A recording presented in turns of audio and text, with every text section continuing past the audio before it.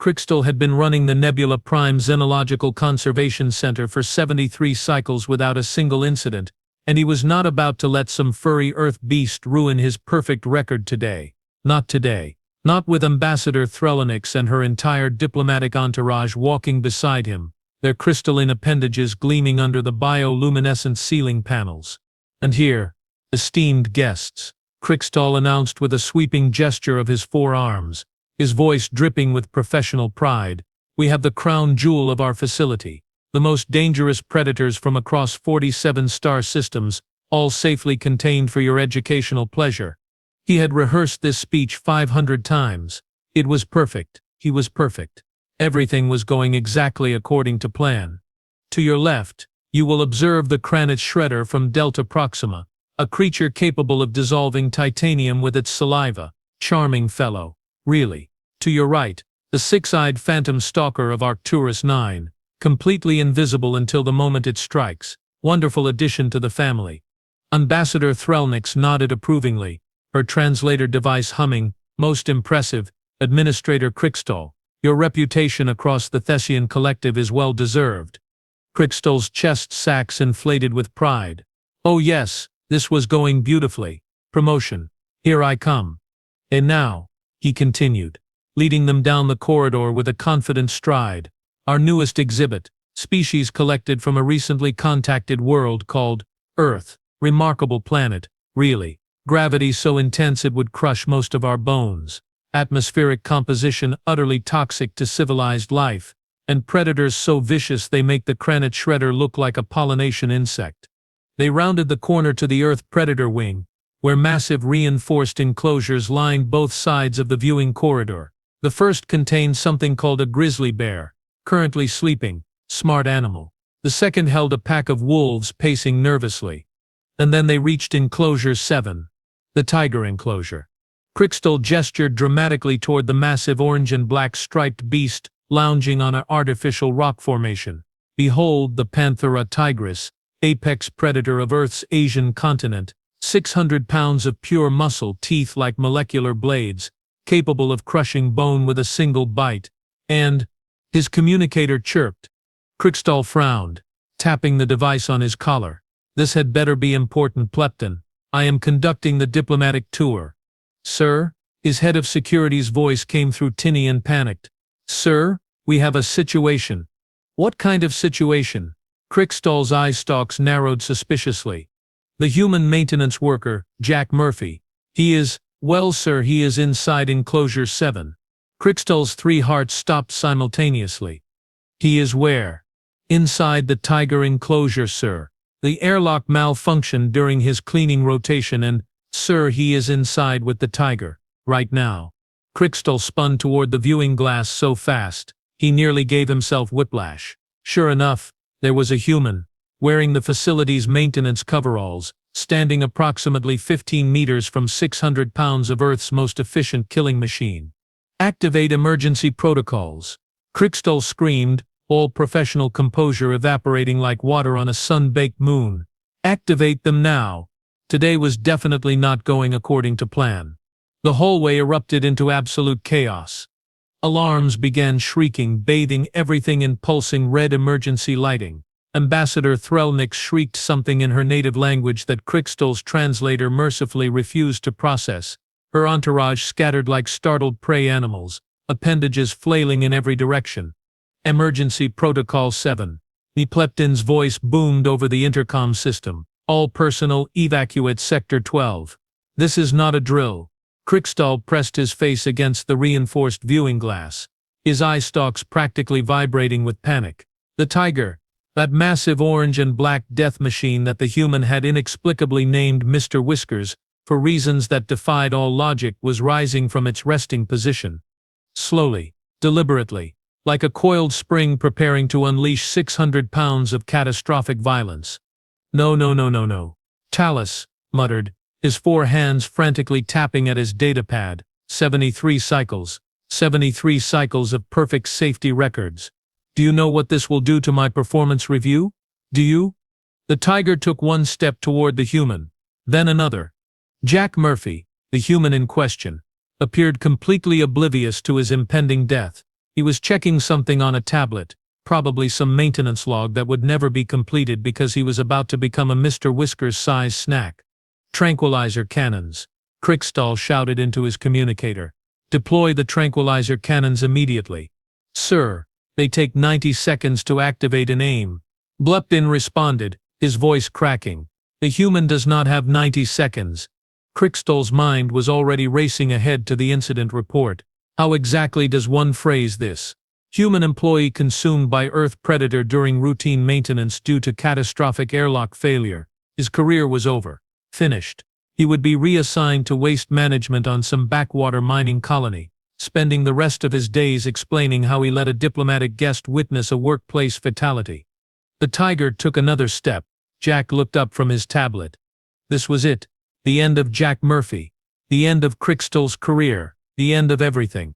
Krix'tal could not watch. But he could not look away. Through the glass, Mr. Whiskers was now less than 5 meters from the human, muscles rippling under that striped coat, eyes locked on target.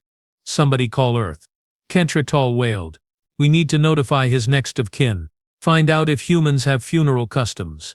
Do they prefer burial or cremation? Does anyone know? Bleptin appeared beside him. Weapon drawn but utterly useless with the human in the line of fire. Sir, I think the human sees the tiger now. They both stared through the glass, watching Jack Murphy's final moments with the kind of horrified fascination usually reserved for supernova collapses. Through the high-definition surveillance feeds now displayed on every monitor in the security station, 24 alien staff members watched Jack Murphy do the absolute last thing any rational being would do when confronted by 600 pounds of apex predator. He yawned. Not a small yawn, not a nervous yawn. A full jaw-cracking, utterly bored with this situation yawn, complete with a little stretch of his arms above his head. What? Bleptin whispered, his weapon lowering slightly in sheer confusion. What is he doing? Jack looked directly at the approaching tiger, and his voice crackled over the intercom system with all the concern of someone spotting a mild inconvenience. Oh hey buddy, you're just a big cat, aren't ya? Krix'tal's eye stalks went rigid with shock. Just a big cat. That is a 600-pound killing machine. That is a creature that evolved specifically to murder things efficiently. That is not just a big anything. Sir. One of the junior technicians squeaked. I think the human has gone into shock, psychological break, complete mental collapse. It is the only explanation. Obviously. Krix'tal snapped, frantically trying to think of some way, any way to salvage this disaster. His primitive Earth brain cannot process the danger, so it has simply shut down all survival instincts. Classic prey response before predation. How tragic, how utterly career-destroyingly tragic. Then Jack did something that made every single being in that security room question whether humans had any survival instincts whatsoever. He started making a noise, a bizarre, repetitive, utterly nonsensical noise. Piss piss piss piss. What? Ambassador Threlink said faintly, having returned to witness the carnage. What is that sound? I have no idea, Krix'tal admitted, his voice hollow. Some kind of death rattle? A prayer to human deities? A final territorial challenge before the tiger ends his existence. The tiger stopped walking. Just stopped, mid-step, its massive head tilted slightly to one side, ears swiveling forward, looking at Jack with an expression that could only be described as confused. Pes pes pes, Jack continued, apparently committed to this insane strategy. Come here, big guy. Pes pes. See, je wilt dus sheerly vacation de gear. The Krix'tal's sanity was optional. Jack Murphy sat down on the enclosure floor. Cross-legged. Just sat down. Like he was at a picnic. Like he was meditating. Like there was not a giant striped murder machine standing right there watching him with those predatory eyes. He sat down, Bleptin said numbly. The human sat down in front of the predator. I can see that, Krix'tal shrieked. I have functioning optical organs. What I cannot see is any evidence of human intelligence. This species built faster than light communication, and yet this specimen thinks sitting on the ground in front of an apex predator is an appropriate survival strategy. Jack held out one hand toward Mr. Whiskers, palm up, fingers wiggling slightly. Come on, kitty kitty. You're not so scary. No, you're not. Kitty, Krix'tal repeated flatly, his career flashing before his eye stalks. He called it Kitty. A 600-pound tiger. Kitty. The tiger took a step forward, and Krix'tal prepared himself for the inevitable, horrifying conclusion to this spectacular display of human stupidity. Except that is not what happened. Not even close. The tiger walked right up to Jack Murphy, and Krix'tal braced himself for the blood, the screaming, the end of everything he had worked for. Instead, Mr. Whiskers pressed his massive striped head against Jack's outstretched hand and rubbed. Like a towel. Like a bess. Krix'tal could not even complete the thought. No, he whispered. No, that is not, that cannot, that defies every single law of predator behavior we have ever documented. Jack's face split into a huge grin, and he started scratching behind the tiger's ears with both hands. Oh, who's a good boy? Who's a good kitty? You are. Yes, you are. The tiger's eyes half closed in what could only be described as contentment.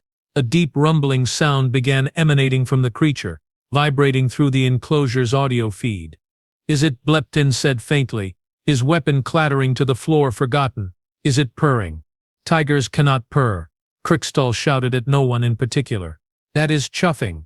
It is a completely different vocalization, except that still does not explain why it is making friendly sounds at the human. Ambassador Threlnix made a wet gurgling noise and collapsed against the viewing glass. Two of her aides rushed to revive her with emergency stimulants. On the monitors, Jack was now using both hands to scratch the tiger's massive head, running his fingers through the fur around those deadly jaws like this was somehow normal. Like this was fine. Like he did this every day before breakfast. Spees. That's my good big kitty, Jack cooed. Such a handsome boy. Yes, you are. You're so soft. Then the tiger did something that shattered the last remaining fragments of Krix'tal's sanity. It flopped over onto its side. All 600 pounds of apex predator just rolled over like a Krix'tal could barely process it, like a domesticated companion animal. Exposing its belly. The belly. The vulnerable underside that predators protect with their lives. This is not happening, announced Renkith, the Arcturian ambassador, his 6 eyes glazing over in shock. I am having a stress-induced hallucination. Someone inject me with clarity serum immediately.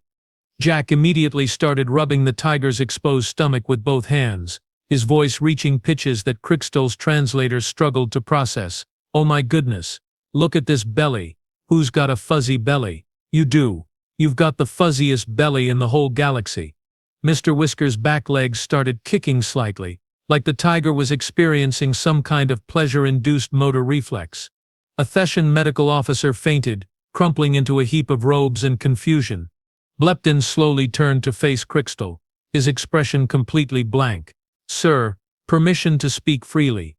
Granted, Krix'tal croaked, unable to look away from the impossible scene unfolding before them. What the actual hell are we looking at?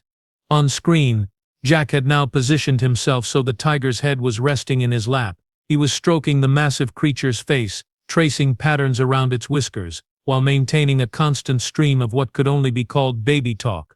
Such a pretty boy. Such a fierce hunter. Look at these murder mittens. Oh yes, look at these big paws. You could take down a whole space buffalo with these, couldn't you? Yes, you could. The tiger's tail was swishing contentedly. I think, said Kandra, a representative from the Orion Coalition who prided herself on never showing emotion, her voice cracking spectacularly. I think I need to sit down. I think we all need to sit down. I think we need to reconsider everything we thought we knew about Earth and its inhabitants. Krix'tal's datapad slipped from his trembling hands, clattering on the floor. His perfect safety record was the least of his concerns now. His entire understanding of biology, predator behavior, and the fundamental laws of survival had just been destroyed by a human giving belly rubs to the galaxy's third most dangerous land predator. It took Bleptin 3 full minutes to get the two-way intercom functioning, his hands shaking so badly he kept hitting the wrong controls. When the connection finally crackled to life, Krix'tal practically lunged at the microphone. Human Jack Murphy, he shouted, his voice echoing through the enclosure. Please explain to me, in precise detail, why you are not currently being consumed by that predator. Jack looked up at the nearest camera, still absently scratching behind Mr. Whisker's ears. The tiger's eyes were closed in bliss. Oh, you mean the tiger? Yeah, he's just a big kitty. Nothing to worry about. Nothing to worry about? If Krix'tal's voice hit frequencies his species usually reserve for mating calls. That is an apex predator, 600 pounds of evolutionary perfection designed specifically for killing. Yeah. I mean, sure, Jack shrugged. But we have smaller versions of these on Earth. House cats. My Aunt Deborah has 6 of them. They act pretty much the same, just, smaller. Less likely to accidentally crush you when they want attention. Silence filled the security station. Smaller versions. Blepton repeated slowly. You have smaller versions of these murder beasts. In your homes. Well, yeah, obviously. Like 30% of households on Earth have cats. Super common. They're great companions. Independent, clean, excellent hunters for keeping rodent populations down. Krix'tal grabbed his datapad with trembling hands and started taking notes. This was important. This was insane but important. You keep predators in your living spaces, intentionally. They're not really predators when they're that small. Jack laughed, giving Mr. Whiskers a hearty pat on the side. The tiger let out a satisfied chuff. I mean, okay, technically they're still predators. My Aunt Deborah's cat Sergeant Fluffernutter once brought her a whole rabbit, but mostly they just sleep, knock stuff off tables and demand food at 3 in the morning. Why? Ambassador Threlnix managed to croak from her position slumped against the wall. Why would you tolerate such behavior? Because they're cute and funny. And honestly, have you seen cat videos? The internet runs on cat videos. Literally billions of views. There's this one where a cat gets startled by a cucumber and jumps like 3 feet in the air. Funniest thing you've ever seen. Krix'tal's handwriting was becoming increasingly frantic and illegible. Your global communication network, dedicated to videos of small predators being startled by vegetables. Not just vegetables. Cats doing all kinds of stuff. Playing with boxes, attacking Christmas trees, sitting in weird positions, judging you silently. Peak entertainment. This is mass psychosis. Vren Kith muttered. An entire species suffering from collective delusion. Oh, cats aren't even the weird part, Jack said cheerfully, now scratching under Mr. Whisker's chin. We also domesticated wolves, turned them into dogs, took the apex pack predators of multiple continents and bred them into companions. Golden retrievers, poodles, chihuahuas, Great Danes, thousands of varieties. Most families have at least one. Krix'tal's third heart palpitated. You domesticated wolves. Like 15,000 years ago. Yeah. Best decision humanity ever made, honestly. Dogs are amazing. Loyal, loving, protective, man's best friend and all that. Your best friends, Lepunton said hollowly, are wolves. Technically descended from wolves, but sure. My neighbor has a husky that still howls at sirens. Wolf DNA runs deep. Tanthanra raised one shaking appendage. Human Jack Murphy. Let me understand this correctly. Your species intentionally brought predators into close proximity with your offspring, your elderly, your vulnerable populations, and you consider this normal. I mean, when you say it like that it sounds weird, but yeah, pretty much. My grandmother's cat sleeps on her bed every night, has for 12 years, his name is Mr. Bojangles. Mr. Bojangles, Krix'tal repeated, scribbling furiously. Your grandmother cohabitates with a predator named Mr. Bojangles. He's orange, very talkative, screams for food constantly. Gran loves him. The tiger in Jack's lap yawned, revealing teeth the size of Krix'tal's fingers, and then nuzzled closer to the human with a rumbling sound of contentment. I am going to need so much therapy after today, Krix'tal muttered, adding another page to his notes. So very much therapy. That night, Krix'tal sat in his office with a large container of fermented glucose solution, what humans would call his species' version of stress drinking, and pulled up every file the galactic database had on Earth and its inhabitants. He was going to understand this insanity if it killed him, which given his current cardiovascular readings was a distinct possibility. Computer, display Earth domestic animal statistics, he commanded, taking a long gulp of his beverage. The first file made his eye stalks twitch. Dogs. Over 470 million dogs living in human homes across Earth, descended from gray wolves. Wolves. The database helpfully included images of something called a chihuahua next to its wolf ancestor. That cannot be right, Krix'tal muttered. That tiny shaking creature and that apex predator cannot possibly share genetic material. But they did. Humans had taken wolves, literal pack-hunting carnivores, and turned them into, he squinted at the screen, teacup Yorkies. Whatever those were, the image showed something with a pink bow that could fit in his smallest hand. He scrolled further. Golden retrievers bred to have permanent smiles. Border collies with obsessive work ethics. Bulldogs that could barely breathe but humans found adorable anyway. Saint Bernards the size of small vehicles that apparently enjoyed playing with human children. His second heart started palpitating. Computer. Display feline domestication records. 370 million cats. In human homes. On purpose. The files indicated that ancient Earth civilization called Egypt had worshipped cats as divine beings, built temples for them, created laws protecting them. The punishment for harming a cat was death. They worshipped the predators, Krix'tal said faintly. Of course they did. Why would they not worship the creatures that could disembowel them? He clicked on another file. Cat cafes, establishments where humans paid currency to sit in rooms filled with cats, paid money to be surrounded by small predators, for relaxation purposes. Relaxation, he repeated, his voice climbing an octave, surrounded by carnivores, relaxing. The database showed locations across Earth, Tokyo, London, New York, Paris, hundreds of them, thousands of humans willingly entering spaces with multiple cats, drinking beverages, reading books, while predators wandered freely around them. One image showed a cat sitting directly on a human's face while they slept. And the human looked happy about it. Krix'tal moved on to horses. Surely horses would be different. Horses were herbivores. Safe, gentle herbivores. Horses could kick with 1,200 pounds of force, could crush a human skull with their hooves, weighed over 1,000 pounds, could bite hard enough to remove fingers. Humans climbed on their backs. For fun, for sport, for transportation. Something called show jumping involved humans convincing horses to leap over obstacles while the human clung to its back, hoping not to fall off and get trampled. They climb on top of the things that could kill them. Krix'tal whispered to the empty office. They sit on animals specifically capable of ending their existence with a single kick, and they call it recreation. He found records of something called bull riding. Humans climbed onto animals bred specifically for aggression, and saw how long they could stay on while the bull tried to murder them. 8 seconds was considered good. They awarded prizes for this. His third heart joined the other two in synchronized panic. The files went on. Humans keeping snakes as companions, spiders as pets. One particularly disturbing entry mentioned someone keeping an alligator in their home for decades, treating it like a dog. Krix'tal poured another drink, his hands shaking so badly he spilled half of it.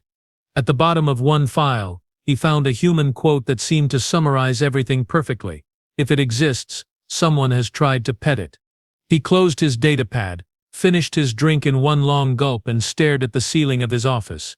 Humans, he announced to no one, are completely, absolutely, utterly insane, and tomorrow I have to go back in there and watch Jack Murphy give belly rubs to a tiger like this is all perfectly normal. His communicator buzzed. A message from Blepidin. Sir, the human has named all the wolves in Enclosure 6. He is requesting permission to teach them tricks. Please advise. Krix'tal put his head down on his desk and seriously considered early retirement. Krix'tal had called an emergency staff meeting in the main conference hall. 47 zoo employees from 12 different species sat in nervous clusters, whispering anxiously amongst themselves. Security footage of yesterday's incident had spread through the facility like a plague, and everyone had questions. Questions that Krix'tal desperately wanted answers to.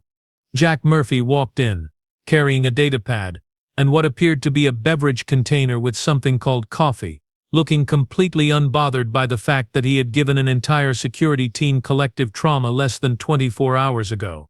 Morning everyone, Jack said cheerfully, setting down his coffee. So Krix'tal mentioned you folks have some questions about Earth animals and why I wasn't, scared of Mr. Whiskers yesterday. That would be an understatement, Krix'tal muttered, gesturing for Jack to begin. Half the staff was already clutching stress medication dispensers. Jack pulled up an image on the main display screen. A small, fluffy orange creature with enormous eyes stared judgmentally at the camera. "This is Princess Fluffington. She belongs to my sister Rachel. 8 pounds of pure fury and entitlement."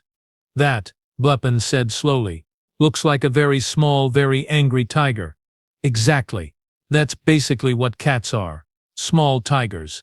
Except Princess Fluffington rules my sister's house with an iron paw, knocks plants off shelves, demands food at 5 in the morning, sits on laptops during important work calls. Total chaos agent. Rachel loves her more than most of her relatives."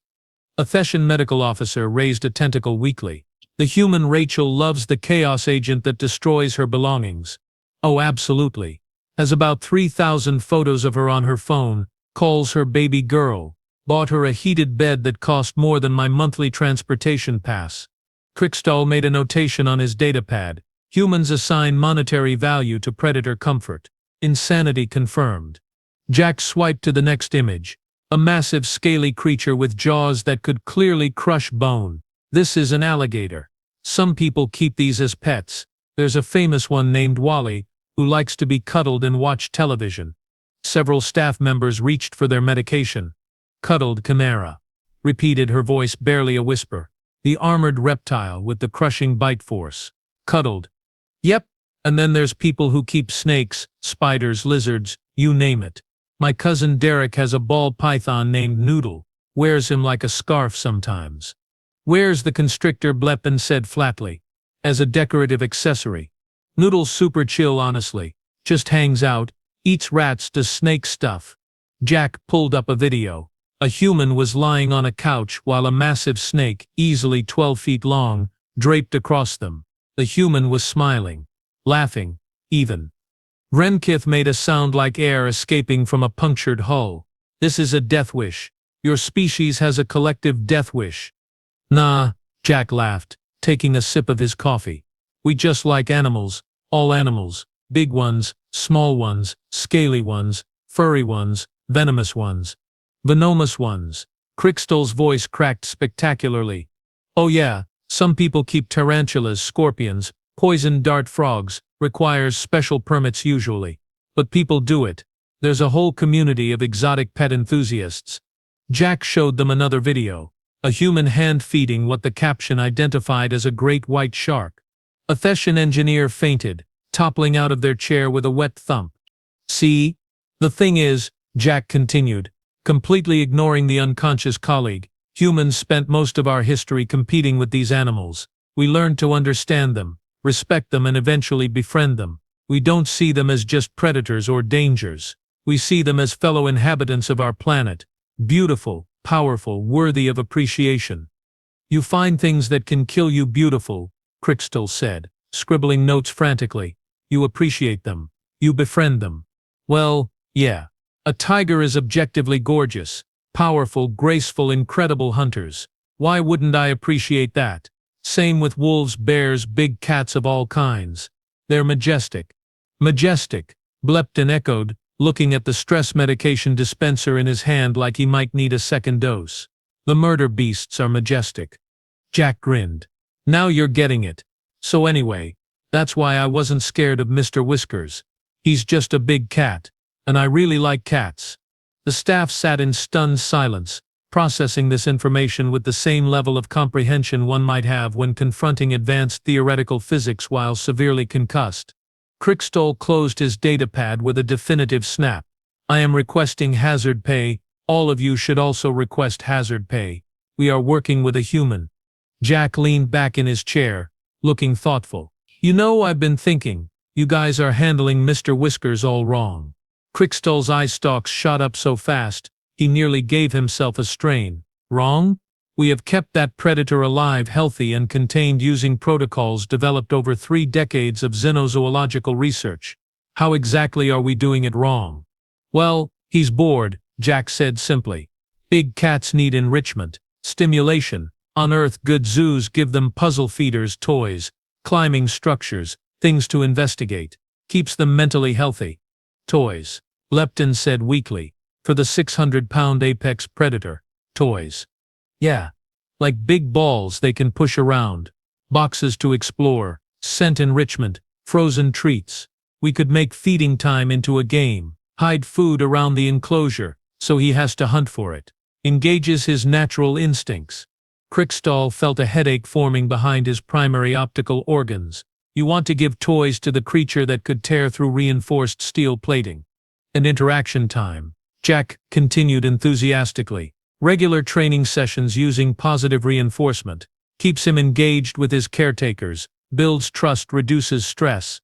Interaction time. Krix'tal repeated, his voice climbing into registers usually reserved for emergency evacuations.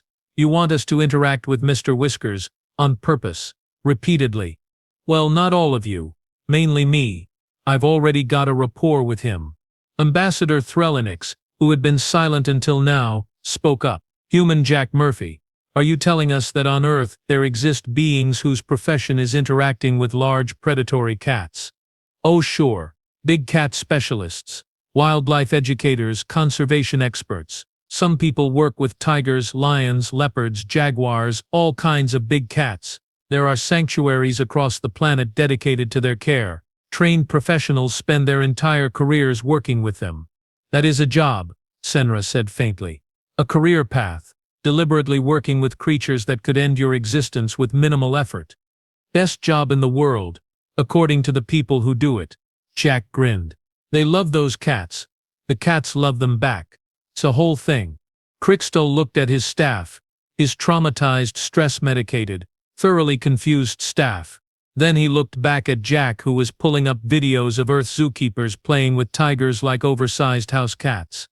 Every logical thought process in his brain screamed that this was the worst idea he had ever heard, that allowing a human to implement Earth-based animal care strategies with the galaxy's most dangerous predators was a recipe for unprecedented disaster. But he was morbidly curious. And if he was being completely honest with himself, their current protocols clearly were not accounting for the psychological needs of Earth animals. The research files he had reviewed last night had mentioned something called animal welfare standards, enrichment programs, behavioral health. Concepts that suddenly seemed very relevant. Fine. Krix'tal heard himself say, his three hearts immediately protesting the decision. We will try your enrichment methods, on a trial basis, with extensive safety protocols. And if anyone dies, I am blaming you in the official report. Jack's face lit up like a supernova. Awesome. I'll draw up a plan. This is going to be great. Mr. Whiskers is going to love this. Blepton leaned over to Krix'tal and whispered, Sir, I think we have both lost our minds. Agreed, Krix'tal whispered back. But I have to know if this works. I have to see where this goes. Morbid curiosity. The most morbid curiosity I have ever experienced. The Nebula Prime Xenological Conservation Center had become the most visited facility in the entire Theshan Collective. Reservation waiting lists stretched out for 6 months. 3 additional shuttle landing pads had been constructed just to handle the traffic. All because of one human and his absolutely insane animal management techniques. Krix'tal stood in front of a camera crew from Galactic News Network, trying to maintain his professional composure while in the background. Jack Murphy was demonstrating what he called enrichment training with Mr. Whiskers. The 600-pound tiger was currently sitting on command, then lying down, then rolling over, all while a crowd of 200 alien spectators watched in slack-jawed amazement. Administrator Krix'tal, the reporter, a floating gel-based being named Quinla, pulsed her question through a translator. How exactly did your facility achieve this unprecedented breakthrough in xenozoological management? Krix'tal chose his words very carefully. We hired a human, and that was sufficient? Apparently yes. Humans have a very different approach to interspecies relations than the rest of the galaxy. In the background, Jack tossed Mr. Whiskers a large ball. The tiger immediately pounced on it, batting it around the enclosure with obvious delight. Guests were taking approximately 6,000 photos per second. Your safety record has actually improved since implementing these techniques, Quinla noted. Incident reports are down 47%. How do you explain this? I cannot, Krix'tal admitted. By all logical analysis, allowing a human to interact directly with apex predators should have resulted in catastrophic casualties. Instead, our animals are healthier, more content and apparently enjoy performing for crowds. Jack had moved on to the wolf enclosure, where 3 full-grown gray wolves, each perfectly capable of taking down prey twice their size, were sitting politely in a row. He was teaching them something called high five. Their massive paws gently tapped his raised hands on command. He named them, Krix'tal added, his voice taking on a slightly hollow quality. The wolves, their names are now Fluffy, Sergeant Barkowitz, and Kevin. Kevin? Quinla's gel rippled with confusion. Just Kevin. The human said Kevin is a funny name for a wolf. I have stopped questioning these decisions.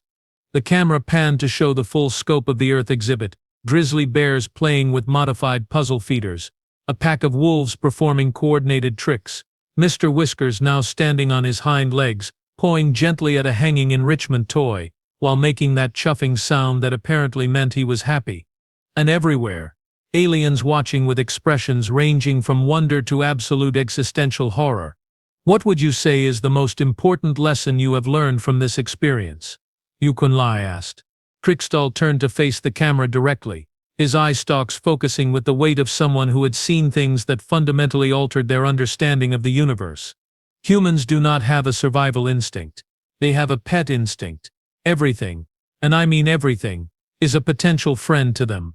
Apex predators, venomous creatures, animals that could easily kill them, it does not matter. They see something with teeth and claws, and their first thought is, can I be friends with this? Can I give it a name and teach it tricks and scratch behind its ears?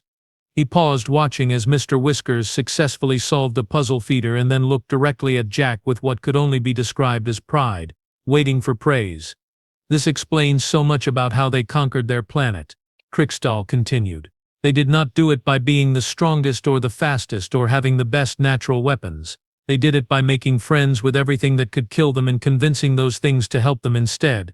Wolves became dogs. Wild cats became companions. Horses became transportation.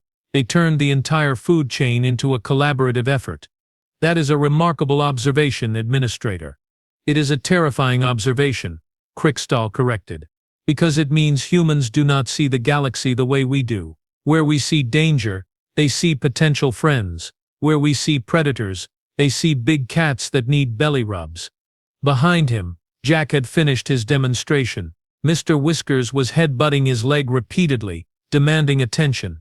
A wolf sat on either side of him, tails wagging, looking at the camera with expressions that suggested they were very proud of their tricks and would like treats now, please.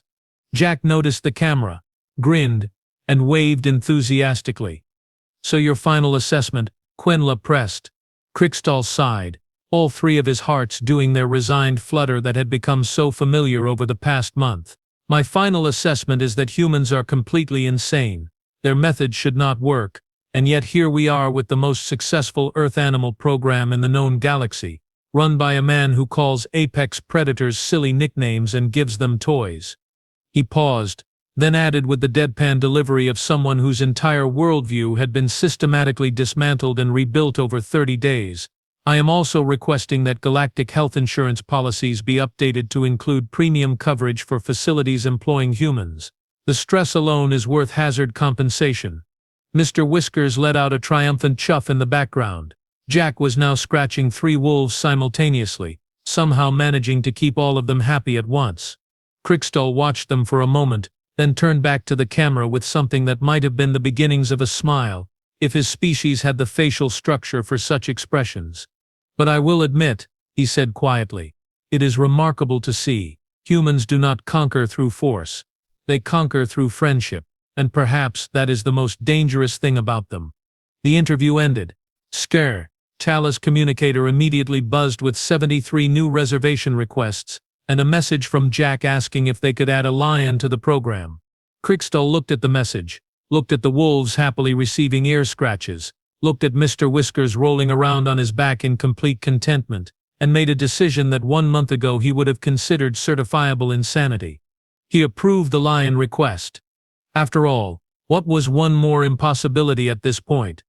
The end.